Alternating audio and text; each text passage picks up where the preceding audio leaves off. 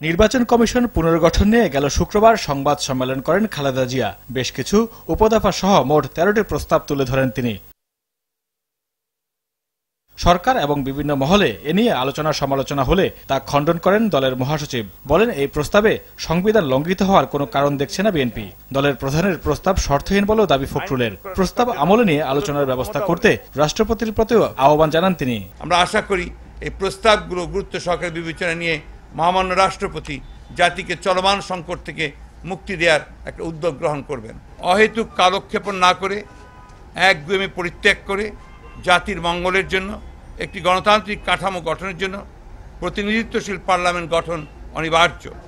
সেই কারণেই শান্তিপূর্ণভাবে ক্ষমতা হস্তান্তরের জন্য স্বাধীন, নিরপেক্ষ, সাহসী নির্বাচন কমিশনের কোনো বিকল্প নেই। দলের স্থায়ী কমিটির সদস্যরা বলেন, সরকারের সদিচ্ছা থাকলে দ্রুতই সংকটের সমাধান হতে পারে। আলোচনা ছাড়া সমাধান সম্ভব নয় বলে জানান তারা। যদি সদিচ্ছা থাকে তাহলে এই প্রক্রিয়া 7 দিনে সম্পন্ন করা সম্ভব। যদি সদিচ্ছা না থাকে সরকারের, 7 বছরও সম্ভব নয়।